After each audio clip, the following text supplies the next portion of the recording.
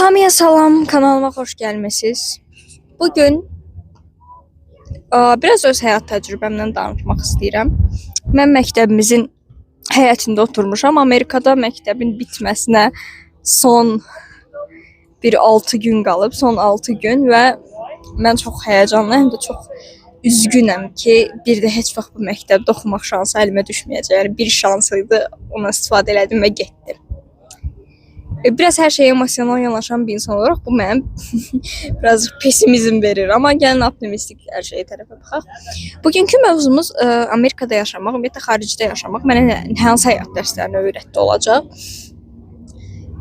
Uşaq yaşında, belə deyək ki, 18 yaşdan əvvəl ya da ümumiyyətlə çox tez, cavan yaşında, gənc yaşında xaricə tək başına köçən insanlar məncə buna relate eləyə bilər, başa düşə bilər mən nələrdən danışıram.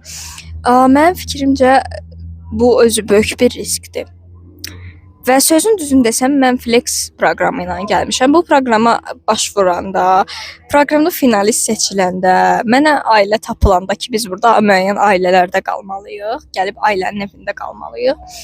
O mənə tapılanda, mən aeroportda sağollaşanda valideynlərimlə, aeroportdan gələndə, düşəndə Amerikaya, onların heç birində bunun böyük bir risk olduğunu hələ anlamamışdım. Mən o an yəni bir xəyal, bir yuxu insan görəndə necə çox fərqində olmur nəyin baş verdiyini. Məndə də elə idi, fərqində deyildim. Hələ ilk aeroportdan düşdüm. Artıq Washington DC-dəyik, biz Amerikanın paytaxtındayıq və bizi otelə aparacaqlar ki, bizə orada təlimatlar versinlər. Çünki 17 yaşlı uşaqlar, 16 yaşlar da var idi aramızda. Amerikaya gəlib və özlərini necə aparmalılar, onsuz da biz Azərbaycanda buna təlim keçmişlər. Yenə də bir dəfə də ehtiyatı gedin yaraşıqdır deyib təzədən bizə təlim keçdilər o bir gün. Və mən o qədər yorğun idim ki, əl çantam da ağır idi. Belimə yükləmişdim. Bir də bel sumkam da var idi. Bel çantam da var idi. Mən ondan həyatda qalmağa çalışırdım, belə deyək. Ondan mən yeriməyə çalışırdım və mən nəyə görə o sumka ağır idi bilirsiniz? Çünki mən götürüb əl çantamın içinə kitab qoymuşdum. Siz belə bir şey eləməyin. Çalışın kitabları falan, ağır şeyləri çox vaxt çamadana doldurun. Eybi yox, paltarları bir-birinə büküb əl çantasının içinə qoymaq olar ya da bel çantasının içinə qoymaq olar. Sumkam ağır idi. Mən də jetlag yaşayırdım. Jetlag bilməyənlər üçün saat fərqimiz 10 saatdır Azərbaycandan burada. O 10 saat həm təyyarədəki yuxusuzluq, həm artıq saat fərqini hiss eləyirsən. Yəni bura gəldiyim gün avqustun 19-u idi və avqustun 19-u heç bitmədi o gün mənim üçün. Yəni biz Azərbaycandan Almaniyaya getdik. Biz gecə avqustun 19-u gecə Almaniyadan getmişik, Azərbaycandan getmişik Almaniyaya. Almaniyada yenə gecədir. Çünki onların da səhv eləmirəmsə bizdən 2 saatlıq aralanışı. Orada da bizdən 2 saat tezdilər. Sonra mən daha doğrusu gecikdilər, 2 saat gecikdilər. Sonra mən Amerikaya gəldim, yenə avqustun 19-u səhərdir. Avqustun 19-u artıq səhər olub, axşam olmalıdır axı, məntiqə uymur və o qədər yuxum gəlirdi ki, qətiyyən də yəni fərqinə varmadım ki, mən Amerikadayam, mən artıq arzuma çatmışam. Mən bunu fikirləşmədim heç. Hətta yadıma düşür ki, avtobusda biz qrup şəklində getmişik. Qrup şəklində avtobusda oturmuşuq, danışırıq və bir nəfər deyir ki, bura Bakıya oxşuyur, bir nəfər deyir bura Gəncəyə oxşuyur. Mən də baxıram ki, hə, eyni asfalt, ağaclar eyni, insanlar eyni, hər şey eynidir və nəyə görə hiss eləmirik fərqi.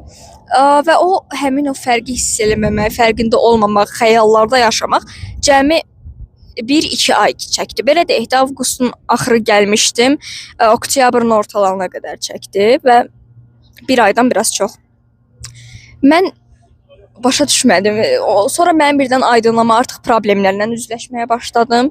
Müəyyən şəxsi problemlər olsun, məktəbdə dərslər olsun. Və onda mənə aydınlıq gəldi ki, burada həyatdır. Yəni mən yuxuda deyiləm. Mən yenə yaşayıram, mən varam, deməli burada utopiya deyil, bura cənnət deyil, burada normal bir ölkədir. İlk öncə yəni bütün expectationları, bütün gözləntiləri aradan qaldırmaq lazımdır. Çünki çox şey gözləyəndə və onların olma ehtimalı da ola bilər, amma onların baş verməmə ehtimalı da var. O ehtimalı da fikirləşərək ümumiyyətlə qarşına heç kimə, heç nəyə, heç yerə qarşı gözlənti qoymaq olmaz. Məsələn, mən gözləyirdim ki, mən exchange studentəm, yəni başqa ölkədən gəlmiş bir şagirdəm və məktəbdə hamı mənə çox mehriban davranacaq, hamı mənə belə hər gün hamı mənimlə dost olmaq istəyəcək, ətrafımda çoxlu insanlar olacaq. Amma hal-hazırda gördüyünüz kimi burada tək oturmuşam.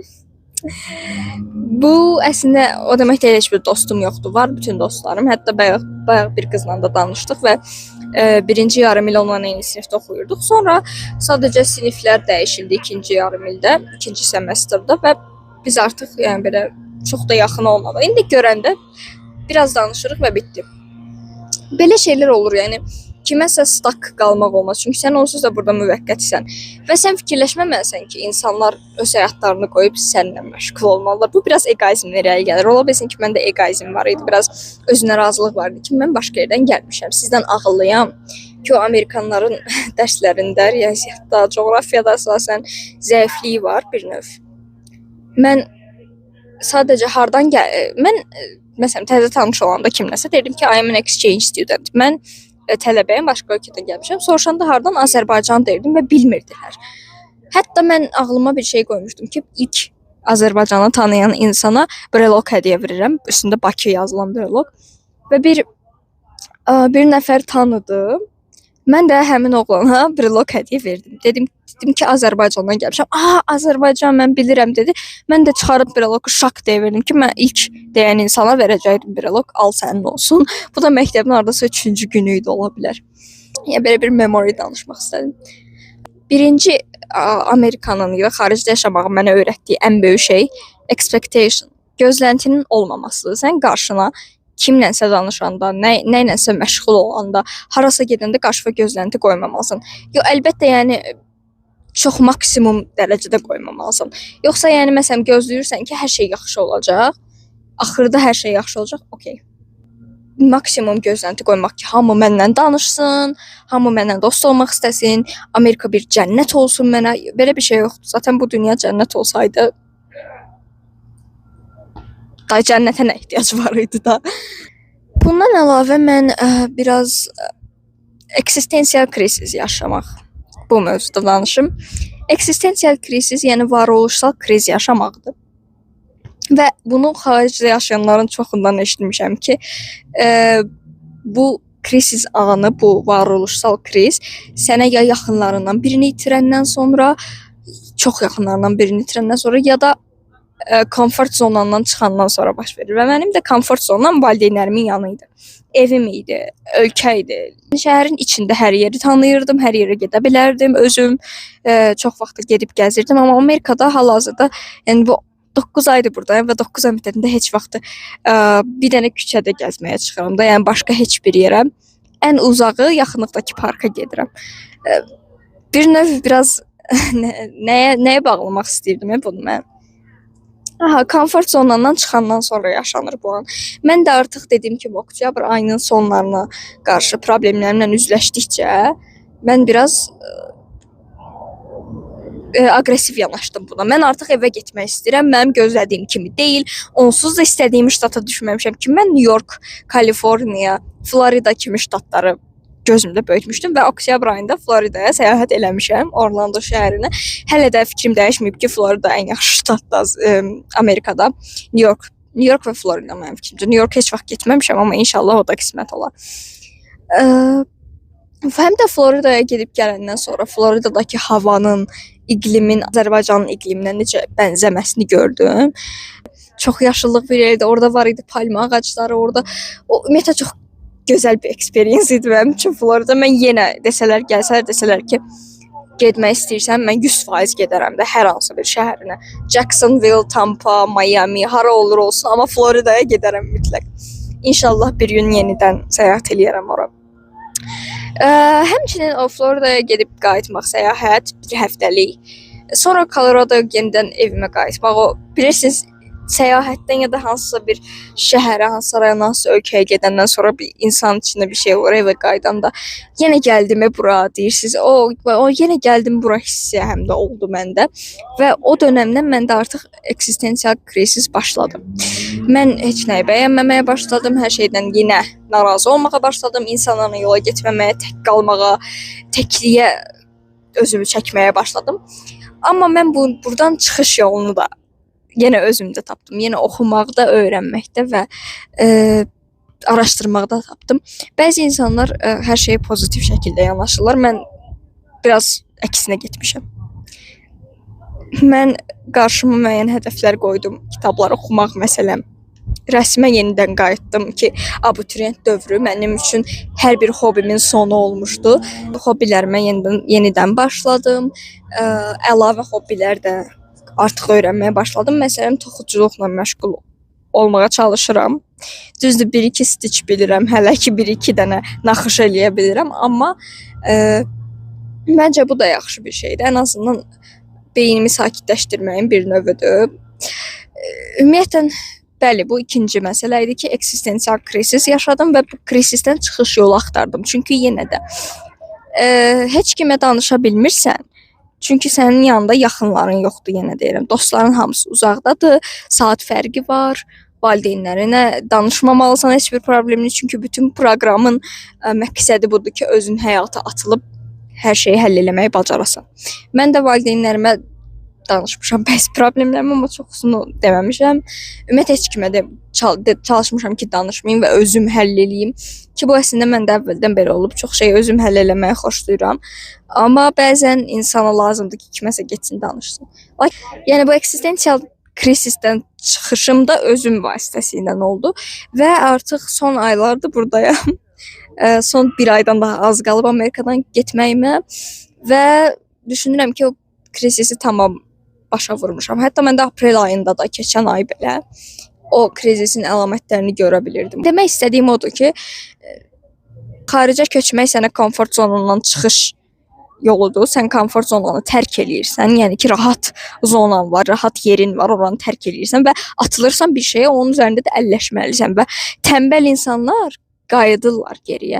Niyə görə çox insan xaricdə qala bilmir, təzədən geriyə qayıdır? Çünki onlar bunun öhdəsindən gələ bilmirlər. Buna ürək gərəkdir, buna iradə gərəkdir.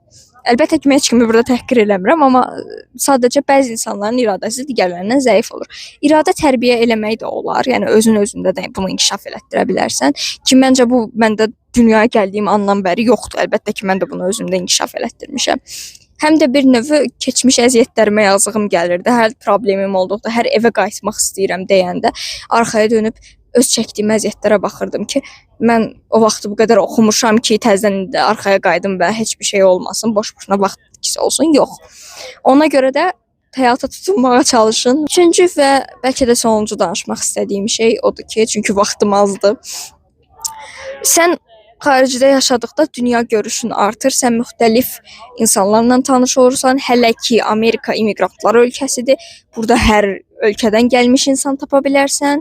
Və sən bu insanları tapdıqca, o insanlarla tanış olduqca, onların mədəniyyəti, onların xasiyyəti, onların müəyyən işləri necə görməsini və yaxud da ki, dərs metodlarını xaricdə görürsən və deyirsən ki, aha, burada bir fərqlilik var. Və o fərqliliyə adaptasiya olursan. Sən artıq bu adaptasiya ilə iş mühitində, universitet mühitində və fərqli bir şey, fərqli mühitlərdə sən artıq bu eksperiensi yaşamısan deyə, bu təcrübəni yaşamısan deyə, sən yenə iş mühitinə də adaptasiya ola biləcəksən, fərqli insanlarla danışa biləcəksən, fərqli insanlarla ünsiyyətdə olmaq sənin üçün qeyri-adi bir şey olmayacaq, sən buna öyrəşmisən artıq. Çünki burada Amerikalıların Azərbaycandan çox fərqləri var və mən onlara bizim bəzi kültür, mentalitet və yaxud da ki, mədəniyyətimiz haqqında danışanda onlar doğrudan mən prezentasiya eləmişdim və onlar çox maraqla qulaq asmışdılar prezentasiyalara, çox sağ olsunlar. Düşünürəm ki, bu xaricdə yaşamaq fərqi yoxdur, hansı ölkə olur olsun. Bizə müxtəlif mədəniyyətləri öyrədir və yenidən insanları olduğu kimi qəbul eləməyi, insanlarla empatiya qurmağı, insanlarla yola getməyi bacarmağı və yaxud da ki, o həmin fərqli mühitə adaptasiya olmağı öyrədir. Və bir növ əslində darıxıram Azərbaycanda elədiyim şeylər üçün. Bir də belə bir şey var, məsələn, əskərlikdən gələn oğlanlar çox vaxt bunu deyirlər ki, aha, əskərlikdən gəlmişəm, artıq hər şey mənə çox maraqlı gəlir də. Kitabdır, ver oxuyum, nə bilim, filan yerə gedək, hə, gəl gedək, oyundur, ver oynayım. Belə şeylərə onlar yəni doğrudan onlara doğma gəlir. Çünki evlərinə qayıdıblar. Axı bir il əsgərlikdən yaxud bir il 6 aydan sonra. Mən də burada özümü əsgərlikdə hesab eləyirəm. Baxmayaraq ki, mən mülki həyatdayam, amma Azərbaycanlı nümayəndə olaraq özümü yaxşı göstərməyə çalışıram. Bir də bu var ki, biz ola bilər ki, Amerikalıların və yaxud da ki, başqa bir hər hansı bir tutaq ki, Belarusiyaya getmisiniz. Orada onların tanıdığı ilk Azərbaycanlı ola bilərsiniz. Ona görə də mən həmişə çalışmışam ki, mehriban, səmimi və ümumiyyətlə yaxşı bir insan imajı yaradım ki, onlar Azərbaycan xalqını da yaxşı insan, yaxşı kimi düşünsün. Çünki mən kimlənsə dava eləsəm, kimlənsə kobud danışsam, xətrinlərinə dəysəm onların, onlar bütün Azərbaycanlıları avtomatik elə düşünəcəklər. Hə, Azərbaycanda çox şey üçün darıxıram, amma az qalıb və hər dəfə darıxanda da düşünürdüm ki, indi Azərbaycana qayıdanda da Amerika üçün darıxacağam. Bu həmişə belədir. Bizim əlimizdən gedən şeylər bizim üçün daha qiymətli olur, daha dəyərli olur. Çünki Azərbaycandan Amerikaya yeni gəlmiş Gönçə ilə, avqustdakı Gönçə ilə, 2025-in avqustundakı Gönçə ilə indikinin arasında dağlar qədər fərq var. Yəni göy və yer qədər hətta fərq var deyərdim. Həm düşüncə tərzi, həm özünü ifadə tərzi, həm həyata tutunma, hər şeydə ümumiyyətlə fərq var.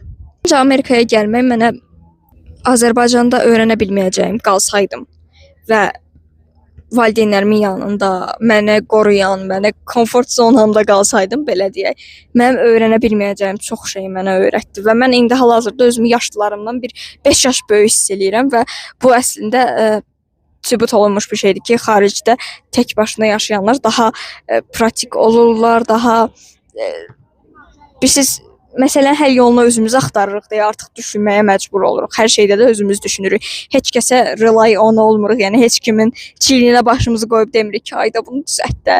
Elə bir şey olmur. Yəni özün eləməlisən. Səni o quyudan heç kim çıxartmayacaq. Əgər quyuya düşmüsənsə, çalış özün dırnaqlarınla, caynaqlarınla çıx oradan. Yəni belə deyə bilərəm, bunu deyə bilərəm maksimum. Overall yaxşı experience oldu. Çox gözəl mənim həyatımda ən vacib atdığım addımlardan biridir və çox sevinirəm ki, bu addımı atmışam. Əgər sizin də qarşınıza belə bir fürsət çıxırsa, ola bilər ki, hansısa valideynlər məni izləyə bilər. Övladınızın qarşısına belə bir fürsət çıxırsa, getməsin, yanımda qalsın. Birdən başına bir iş gələr deməyin. Zaten bir müddətdən sonra siz onun yanında olmayacaqsınız.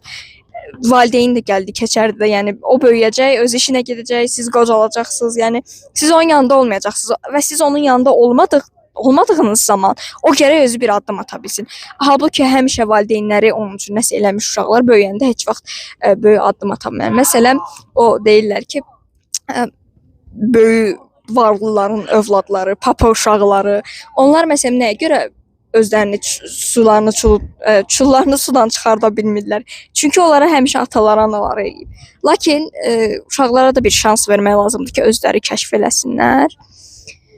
Belə nə danışdım? Biraz qarışıq danışdım, bilirəm. Çünki tələsirəm və prompt yazmamışam. Sadəcə dünən ağlıma gəldi ki, sabah durub belə bir video çəkəcəm və çəkirəm. Ümid eləyirəm ki, videomu bəyənərsiniz və mənə hər hansı bir sualınız varsa bu experience-dən bağlı, mən bunun ikinci hissəsində çəkə bilərəm. Azərbaycana qayıdandan sonra. Çünki orada artıq fikirlərimi tam toplamış olacağam və müqayisə eləyəcəm Azərbaycanla Amerikanı və o video üçün mənə nə suallarınız varsa aşağıda kommentlərdə yaza bilərsiniz. Hamınıza xoş günlər diləyirəm. Əgər gecə baxırsınızsa gecəniz xeyrə, səhər baxırsınızsa sabahınız xeyir və sizə uğurlar diləyirəm. Qarşınıza çıxan heç bir fürsəti əldən verməyin. Sağ olun.